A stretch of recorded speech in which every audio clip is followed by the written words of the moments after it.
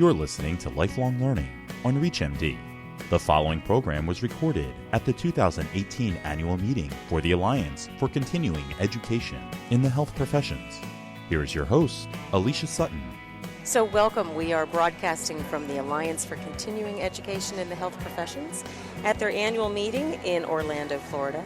And I have guests with me today who are going to talk about something very important when they present here, achieving patient satisfaction through culturally sensitive communication. So that's really very important.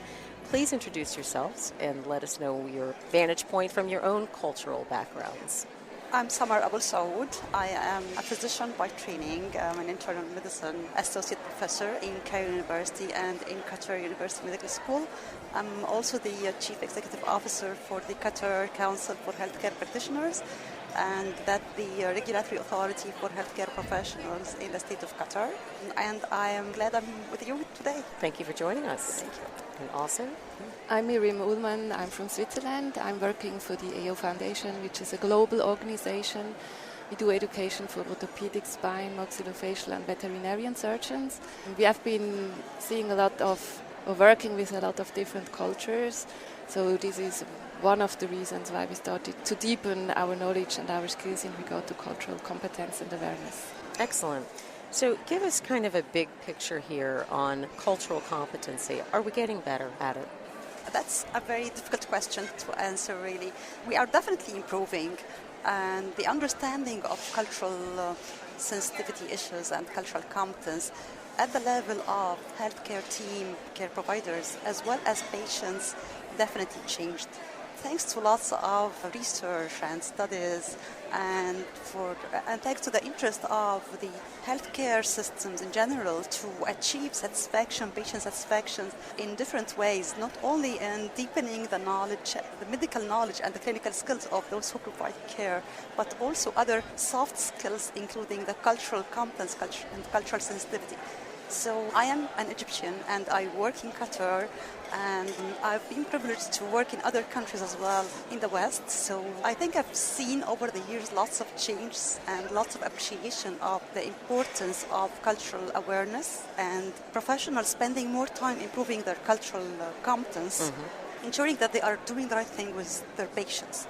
We still need to do more. We still need to have a better understanding that it is not bits and pieces. It's more like a holistic approach and more like a full picture that should be seen. And it's not a stereotyping kind of thing. Right. It's understanding the different cultures of patients for the sake of providing the best for them and ensuring their compliance and adherence to treatment options and definitely for patient outcomes. Right, for improving that.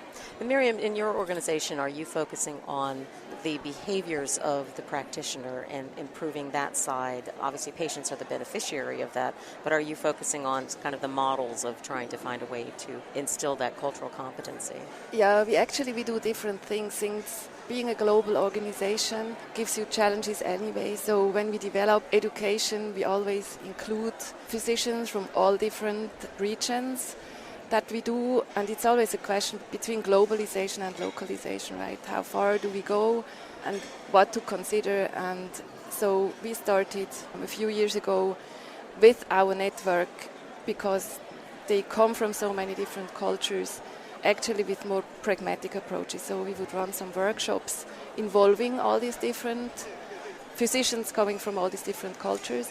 And what we found is that with the models, the difficulties, they are rather coming usually from one culture, right? So most of the models are very Western-based, which we just discussed before. It's a problem already. Middle East is usually, even if we would think that they are very Westernized, but there are many differences. So I think that's one of the issues with the models. Yeah. Briefly coming back to your question before, if we do better, I think we do. If we go back to research in education, we find there is a lot of research around about communication, cultural awareness, sensitivity, also patient-centered research. So I think we go in the right direction. We need to stay pragmatic, I think, at least from my experience. There might be some models that would work, but I think the models somehow would need to be developed by multicultural groups. Teams. Otherwise they Right. won't work. No, that makes sense. And in your environment, are you seeing different models being applied or where that is evolving into? Yeah, so we have a very interesting thing in Qatar. Qatar is a small country, as you know, and we depend hugely on expats as a workforce in healthcare and in other areas as well. But speaking about healthcare, we have physicians, nurses, dentists, pharmacists coming from all over the world with their different models of dealing with patients when it comes to cultural understanding, and the same applies for patients, which makes it even more complicated, you know. So our Qatar is mainly expats, so they are the huge population compared to the citizens, the Qatari citizens. So this is a challenge for us, and this made us in the Qatar Council for Healthcare Practitioners, which is the regulatory authority, as I said, and this is responsible of licensing, medical education, the fitness to practice of healthcare practitioners. So this made us decide that we do need to do more work in ensuring healthcare professionals are culturally competent, especially when they are first introduced to the workforce in Qatar, right, or the workplace. So we are currently working in a project of developing a cultural competence module, and this module aims at ensuring the competence of healthcare professionals at areas of cultural competences and sensitivity. And we are thinking to have this as an introductory model, a mandatory introductory model for professionals when they come to join the sector and get licensed first time, but also as a continuous professional development module for healthcare, available for healthcare professionals who want to improve their skills in healthcare, right, in cultural competence anytime. And it's also essential for them, as we now have the continuous professional development as a mandatory requirement for healthcare, for licensing, maintenance, and renewal as well. Right. So it's something that would send a message and emphasize of the importance of cultural competence.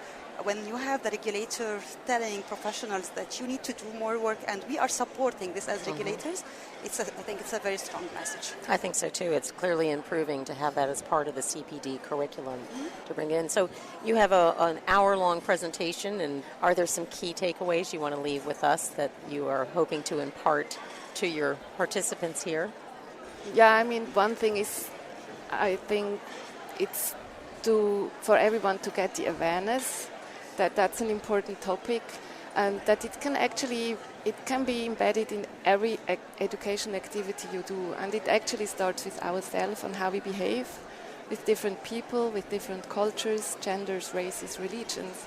I think that's one of the important messages, and I think that's the strength of the three of us. We miss here one of our colleagues, Chitra. She's originally from India. She lives in the US since many years, and we work so well together, so it's possible. I think that's one of the important messages. Yeah, so it comes from inside first, doesn't it? Take a look inside first before we go out. Yeah, so I think one important message is that culture is not only religion, or it's not only ethnicity, it's not only the language you speak, it's not your color, it's not your beliefs, it's all of the above. As I said, it's holistic understanding of what really affects your interaction and your understanding of different things in life, and would have you accept what you are offered by the healthcare provider. That's the only way you can really convince and persuade and gain the respect and confidence and trust of your patients. If you really approach them holistically, if you really try to reach out to them and understand. Culture is like the iceberg, so do not really look at the top and forget what's underneath. So it's really very important to dig deep inside and understand for each patient it's not the same. Excellent, yeah. Well, thank you. You both have provided some great insights into this, and we appreciate your stopping by. Thank you Thank very you. much. Thank you for the opportunity. Thank you. And we've been broadcasting from the Alliance for Continuing Education in Health Professions, and we're glad you could join us.